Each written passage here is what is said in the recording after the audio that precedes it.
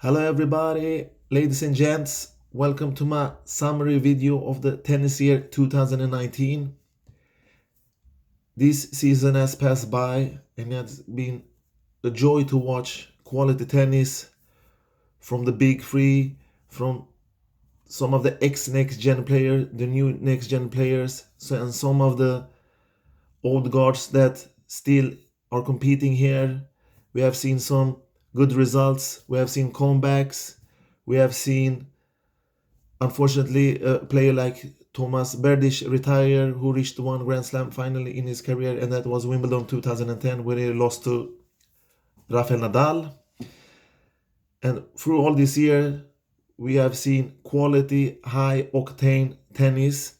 And before this tennis year started, as we all know, the big three shared the Grand Slam events between each other in 2018, and Dominik Team made his first Grand Slam final in French Open 2018, and some people thought that he could actually beat Rafa, or he could be the man that beats him. And we had some new players that on the rise, like Shapovalov, who did a good season, an okay season.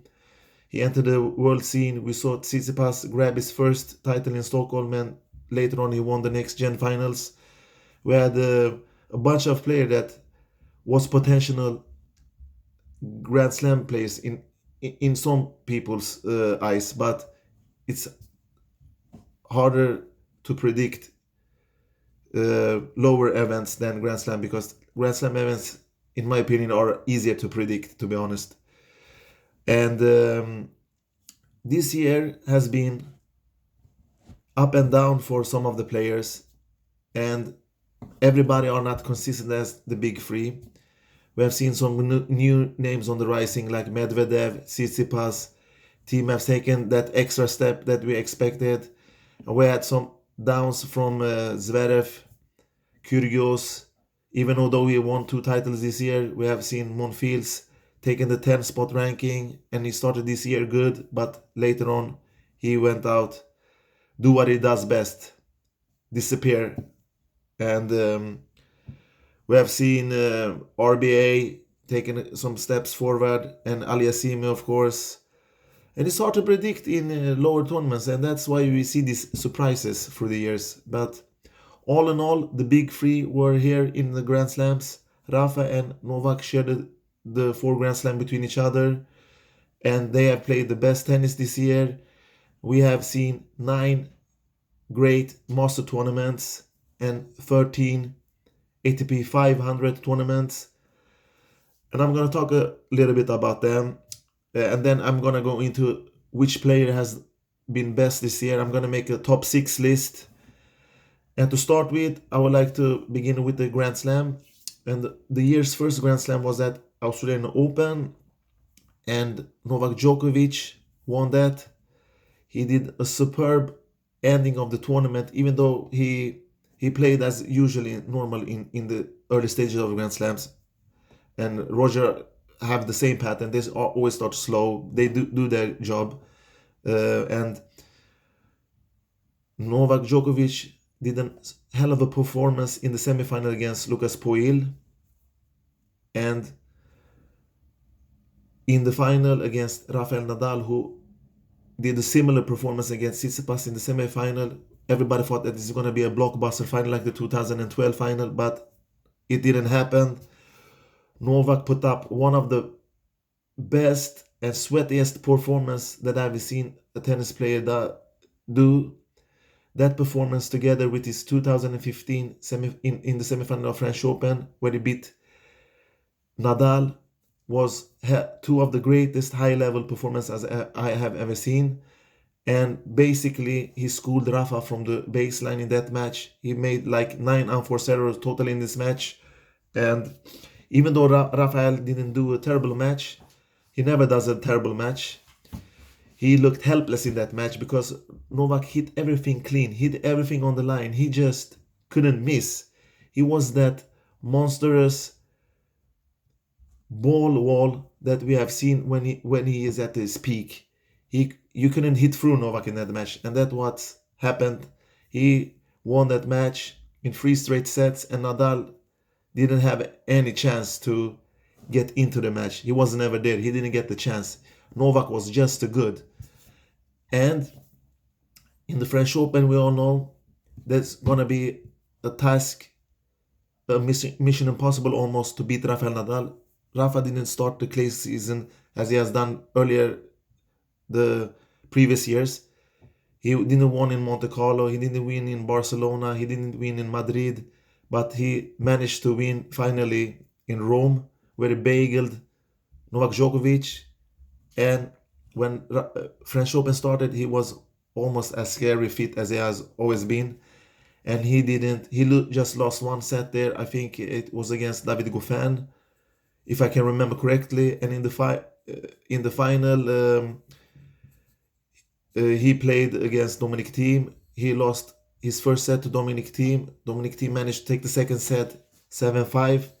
But if you're gonna beat Nadal at French Open, you have to give him back his own medicine. You have to play like Novak. We have to do a hell of a performance with hard bomb serves, hard ball striking from the baseline, like Robin Söderling did in 2009.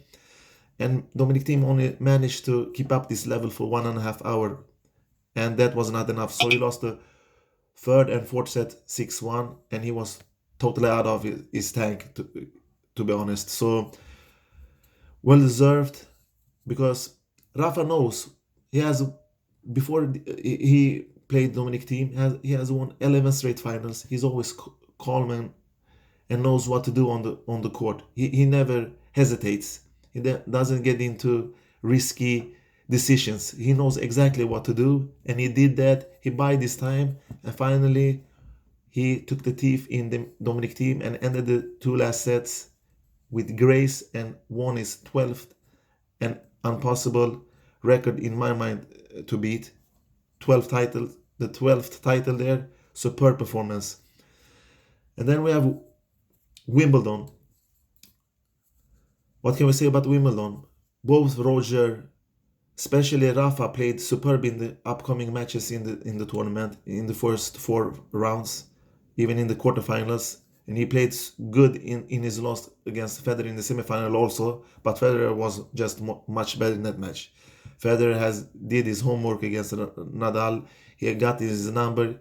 He got defeated by Rafael Nadal in French Open earlier, and that victory was nothing to talk about. Rafael was just much better than Roger, even though Roger played great in the first set. But after that, Rafa took over the show, and in the semifinal, Roger did the same almost. He played a superb match, one of the best performances I've seen from him. He won that match and went into the final. And we all know who won that final. Novak Djokovic won that final after Roger dropped 2 match points in his serve when he was 8-7 up in the 5th set. And before that, Novak put up some great performances against David Goffin, he put him in the coffin, and Orbea in the semifinal. And then on to this year's last Grand Slam, and that was at US Open, and Rafael Nadal won that tournament also against Daniil Medvedev. It was very close of Medvedev. He was almost catching up with Rafael Nadal. He leveled the match after being down two sets down. He got early break in the 5th set, but Rafa somehow put on his consistent smooth, and Medvedev got hit up by the moment. Nadal managed to turn the tables around and won his 4th victory there, I think. And in that tournament, US Open, both Roger Federer and Novak Djokovic wasn't on top.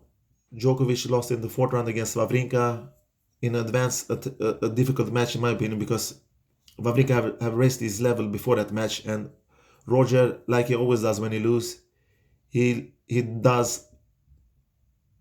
doesn't play a good match. He does too many unforced errors.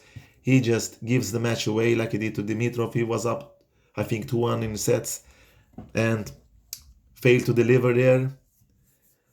And if we go on to the next biggest tournament of the year, if we count out the Grand Slams, it's the ATP Finals in New York. We saw Stefanos Tsitsipas, the young, super talented, a playing style similar to Roger Federer, one of the greatest talents, a young Greek who is 21 years old, who has the future ahead of him. He beat Roger in the AO fourth round there, and he managed to win this title. He won earlier this year in Marseille and Estoril, so this was his third title of the year. A superb performance. He played consistent through all the tournament. He has raised his game, so that was a terrific performance and a well-deserved win in my eyes. All right, and then we had the Master tournaments, 9 of them. In the first Indian Wells Masters, Dominik Team managed to beat Roger Federer, and he won his first and maiden Masters tournament after being one set down. He turned the tables around and won against Roger Federer. And then in the other second Sunshine Double Masters, Roger Federer took revenge and won against Jon Isner in the final. He won his first and only Master of the year. He did a superb job there. He was the best player in that tournament, and we saw two youngsters there, Shapovalov and Aliassime, reached the semifinals, but both of them lost. And then went on to the clay season in Monaco, where it was a huge upset where Fabio Fognini won, the Italian magician. We all know when he put his mind together and everything works, and he's consistent for several matches in straight, he can be a terrible matchup for anybody. He won against Nadal there, and it was a well-deserved win for him in the end. He beat, I think it was Dusan Lajovic, who he beat in the final. And then we went on to Madrid, where Novak Djokovic beat Stefanos Tsitsipas, if I can remember correctly. I think Stefanos Tsitsipas beat Nadal in the quarterfinals there, or maybe it was the semifinals. He has beaten all the big three this year, like Dominik Team has done. So that's huge step forward for both of these guys. Dominik Team has won against those guys before, and he won, and he did it again this year. So good performance by them all in all. Then we went on to Rome, where Rafa finally won his first clay court title of the season. He won, I think it was a 3-set battle against Novak. He bageled Novak in the first set, I think, and then went on to win his first and totally second Masters in the year. And then we went on to the American hardcourt season, and Rafa won in Toronto against Medvedev. He bageled him also in the final set. And then a surprise to many, but Medvedev won in Cincinnati, and he totally deserved it because he had played good a couple of tournaments before that. He lost in Washington in the American swing, and then he lost to Nadal in Toronto, and the victory in Cincinnati was well deserved. And then later on he went on to win in Shanghai in the Asian swing. He won there against Sasha Zverev, I think. It was well deserved. It was no doubt about who was the best man in that match. And this year's final and ninth Masters, Novak beat Denis Shapovalov. He schooled him from the baseline again, like he did to Rafael Nadal in Australian Open. He did a superb performance there. He didn't give the young Canadian a time to breathe.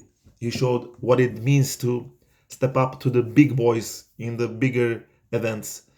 But anyway, good performance by Novak there, and it was good to see a young talent like Shapovalov, because I saw him earlier a couple of weeks in Stockholm where he won his maiden title. So he has taken some huge steps. He's still young. He has developed a couple of things. But anyway, and on to the ATP 500 tournaments. We have 13 of them. I'm going to go ahead and count the winners if I can remember them correctly. In this year's first 500 tournament in Europe, in Rotterdam, Roger Federer won. And then we went on to Rio, where Jere from Serbia won.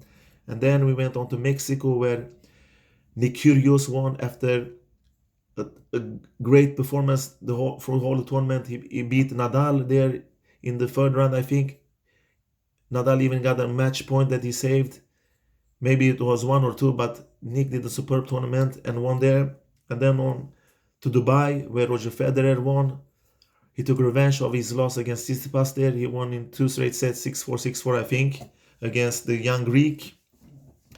And then the clay court season started in Barcelona. Dominik Team won there. I think he beat Daniil Medvedev, if I can remember correctly. And then we went on to the grass season when Feliciano Lopez won in Queen's Club. And Roger went on to win in Halle. I think he beat David Goffender, if I can remember correctly. If it's true, maybe not. But Roger won anyway. And then in Washington, Nick Kyrgios won again against, and this time he beat Daniil Medvedev. And we went on to the Asian swing, Tokyo and Beijing. Tokyo was won by Novak Djokovic, and Beijing was won by Dominik Team. And then we ended this ATP 500 season in Europe again with Dominik Team as winner in Vienna and Roger Federer in Basel, in his hometown, where I think he won his 10th title, if I can remember correctly, or was it 11, I forgot. 2-digit numbers anyway. So that was a hell of a performance by these players. They deserve the spot here. They made some good tournament. They have shown us how good tennis is played. Some of them play better than others, of course. All right, my friends. And now I'm going into this list of the 6 best players of these years. And this list is not a hard list to do, actually. So on the number 6 spot, I have Dominik Team. He has won 5 titles. Sorry, on my number 6 spot, I have Stefanos Tsitsipas. This young Greek has won 3 titles this year. He has never won a Masters or a 500 tournament. He went on from winning in Marseille this year and Estoril on clay to 250 tournaments. He jumped into the big scene again and won in the ATP finals in London, where he played some superb tennis. This young Greek is the coming future. He has the time on his side. He's only 21 years old. He should be a force to count on. He hasn't peaked yet. So if he peaks like next year or the year after, he will probably win a Grand Slam, because he's too good of a player to not win, because he has everything like Roger in his playing style, and he has matured earlier than him, I think, and his backhand is better than Roger at the same age. And this young Greek has beaten all the big 3. And all the talk about Daniil Medvedev after his superb season has suddenly transferred into Stefanos Tsitsipas, because this young Greek, he's a tall guy, he has a huge serve, he has a great ground stroke, a superb killing forehand, a great backhand, who someone could see as his weak spot, but he can hit through anybody with that if he has a great day, and he has time to improve everything more. He moves good on the court. He makes wise decisions. He doesn't hesitate. He's not panicking on court. He's very calm and relaxed, and that's a big sign for a big player. And the young Greek has all those signs, and he possesses winners in his forehand. He can hit winners from his forehand, and he's also brave when he approaches the net. He does it with accuracy and good attempts, for sure. So Stefanos has beaten the big boys in this league. He has beaten everybody here. He has beaten Medvedev for the first time. He has beaten the big 3, has beaten Dominik Team. So he is there. He knows that he's not far away from these guys. But it's a different thing to perform in Grand Slam. But he has a semifinal in Australian Open, and that didn't went well. It's a lesson learned. He met the most consistent guy there, and Rafa is Rafa. It's hard to hit through him. You have to be in the best shape of your life. And what can I say? The future will bring more for him, and he is the future of tennis. And on the number 5 spot, we have Dominik Team, the hard-hitting German Terminator, the man with huge ground strokes. He has long swings from his ground stroke, but when he hits, he can hit through everybody. He reminds me of Wawrinka when he hits so hard. He's a physical monster. He can compete for hours. And he has already been in 2 Grand Slam finals. He has reached the semi-final at French Open at 2016 and 17, and the finals 18 and this year, of course.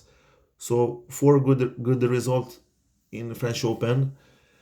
And on the other surfaces, he had reached quarterfinals at the US Open at his best. And the other, he had some done. He's not the courts of Australian Open and Wimbledon doesn't suit him as much. But this year, Dominik have developed his unforced error numbers. They are getting lower under Nicolas Massou, and his what can I say? His returns has been much better, and that's a factor.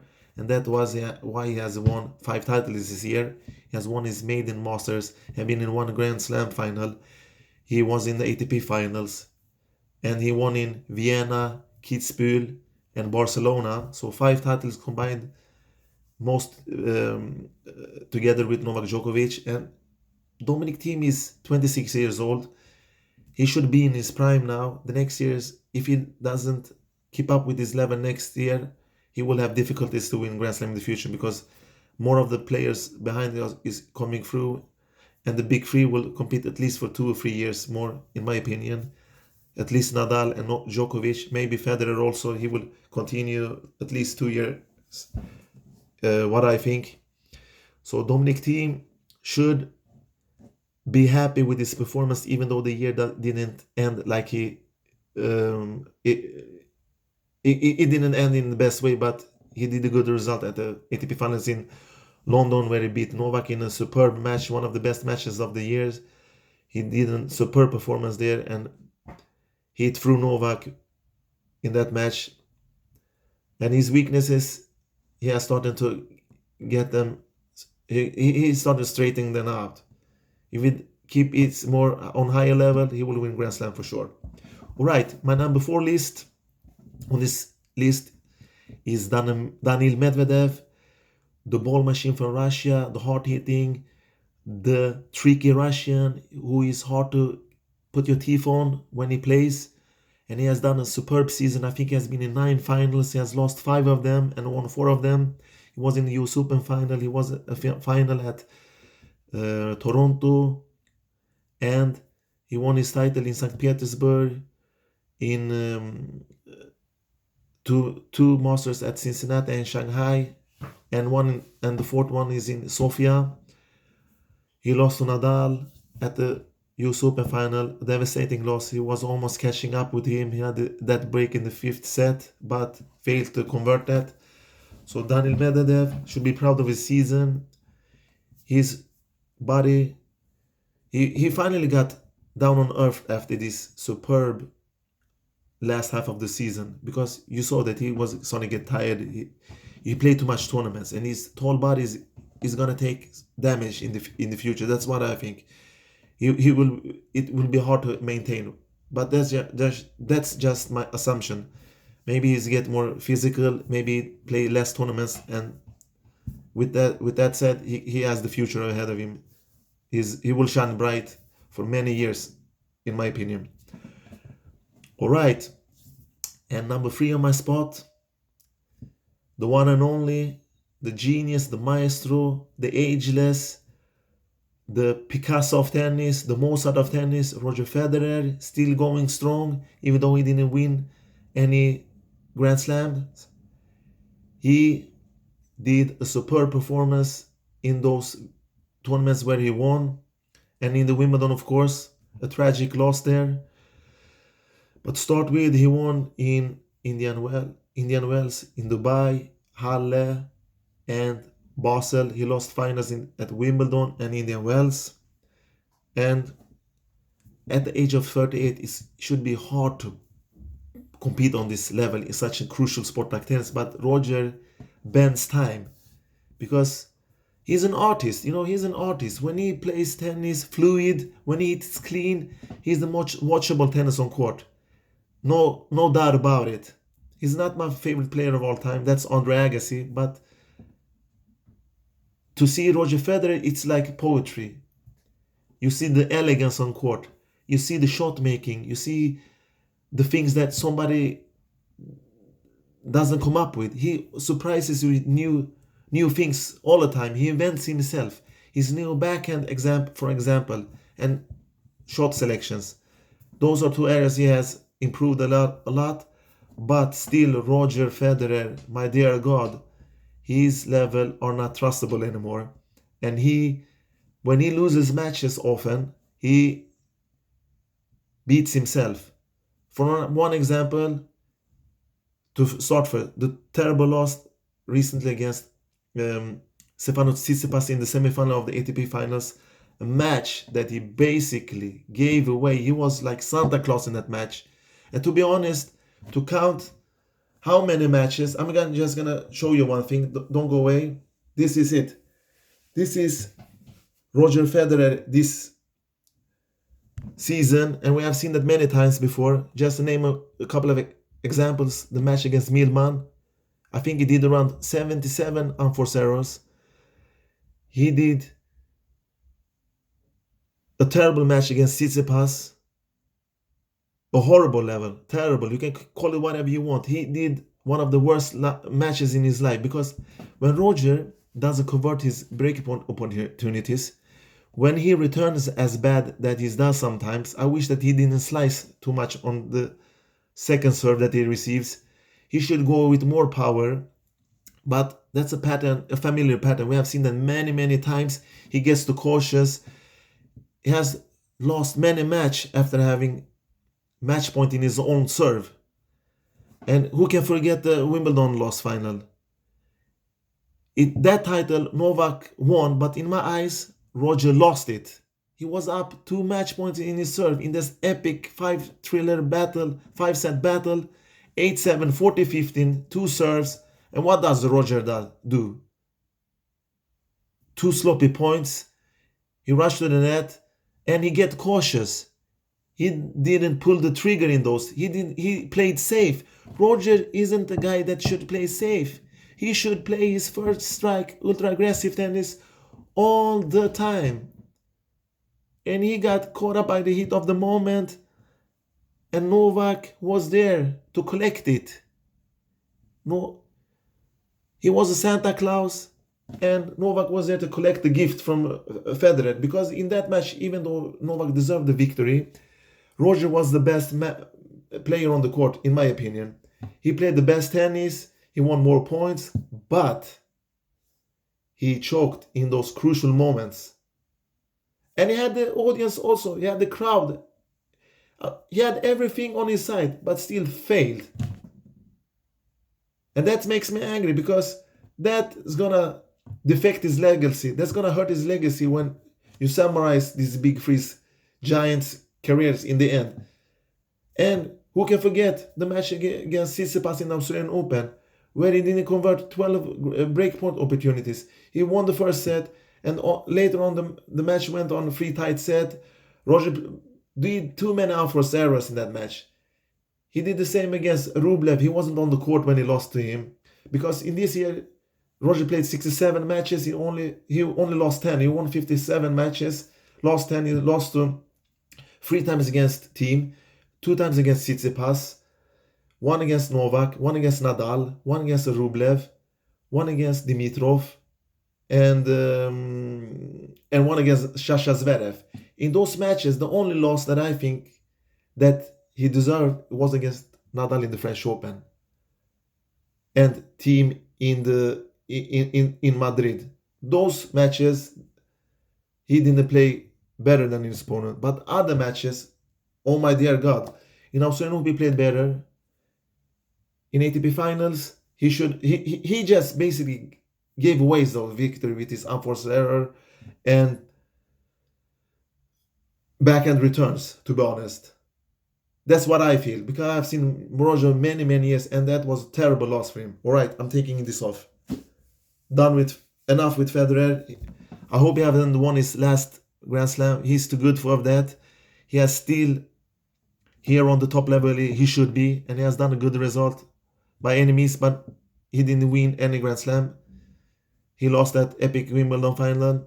It's gonna affect him for sure. And if when we count and summarize his career, all right. My number 2 on the spot is Novak Djokovic. Why?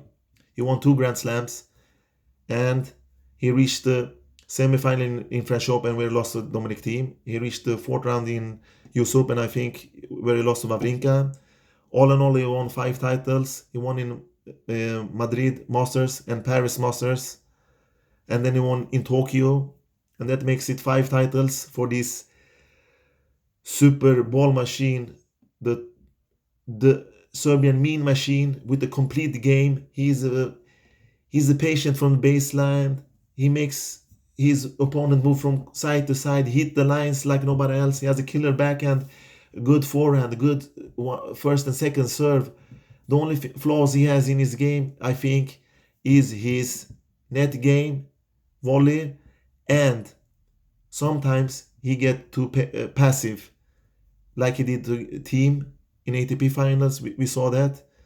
When he gets passive, you can hit through him. You will actually have a chance against him. That's his weaknesses, in my opinion.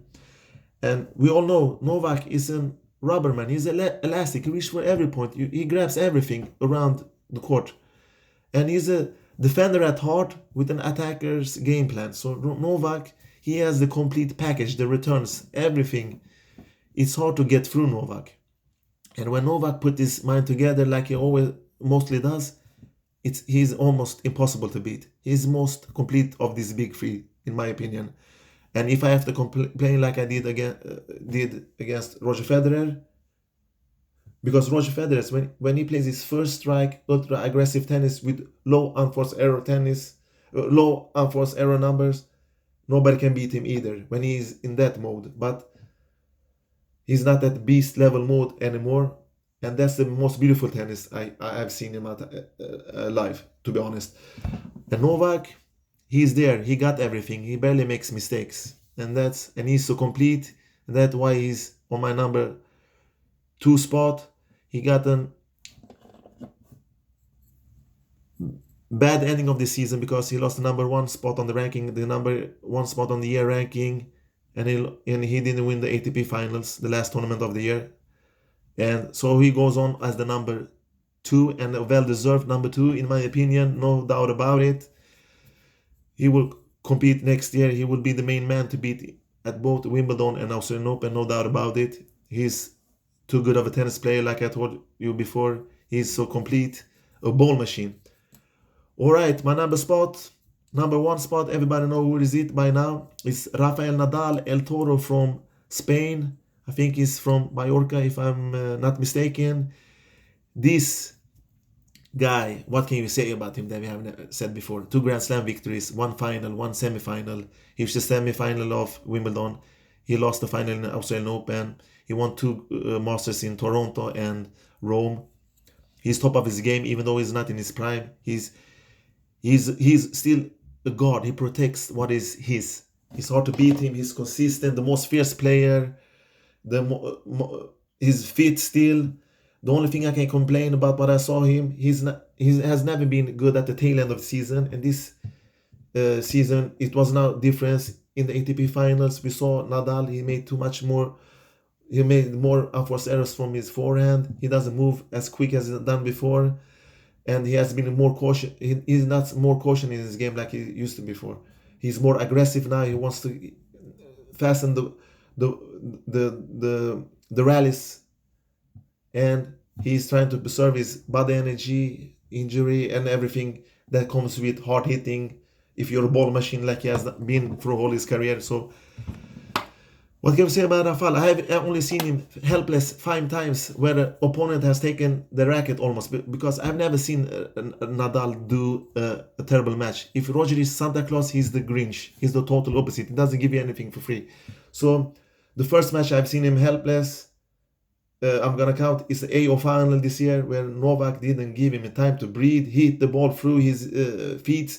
He moved him from court to court. He was too clean, too superior in that match. And 2 other performances that comes to my mind is from Daniel Nalbandian, the super talented Argentinian guy who is the most useless top 10 player I've ever seen in my life, because he's the one of the best players that has won a Grand Slam,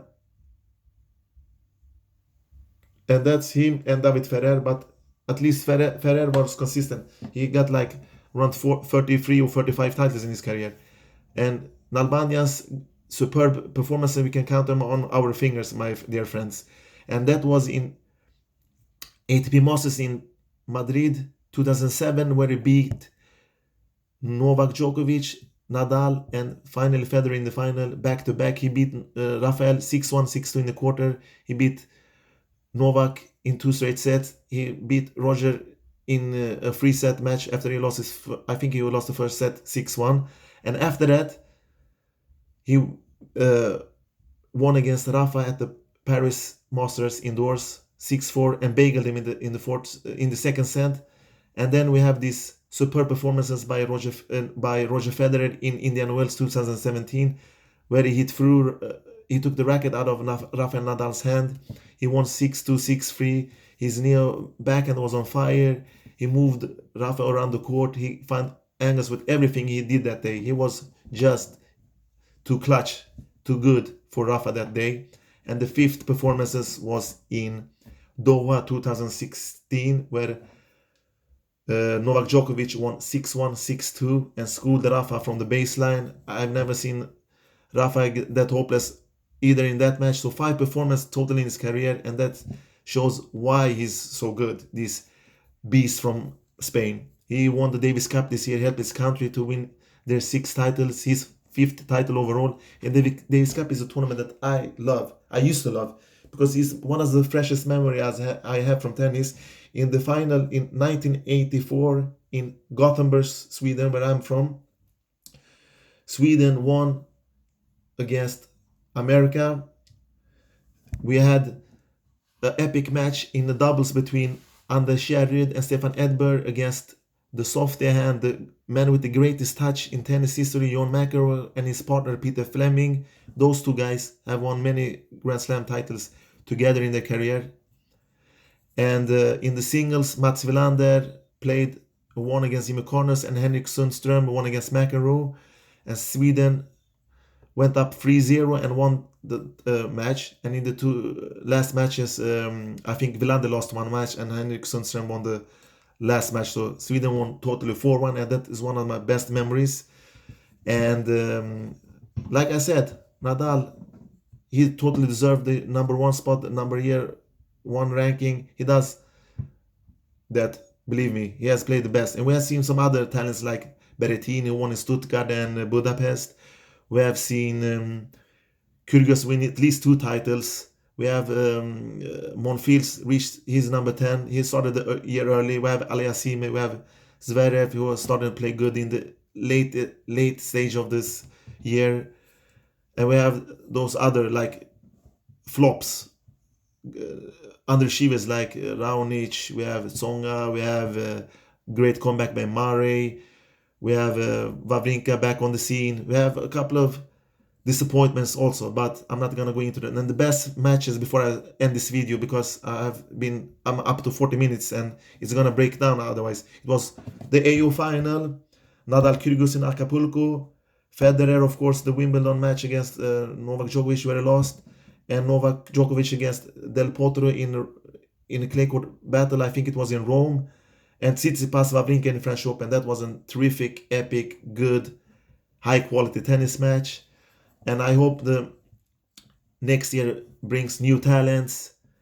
I will see new spirits on the tennis court. We will see great talents. Hopefully this circle.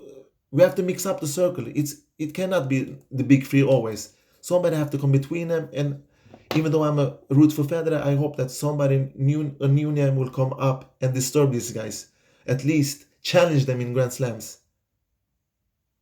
And that's a task that is harder to do, and it's easier on paper. Alright folks, thanks for this year. It's been a pleasure to do videos, and I'm wishing you a good year, happy new year for everybody, Merry Christmas and all that. Take care and goodbye bye.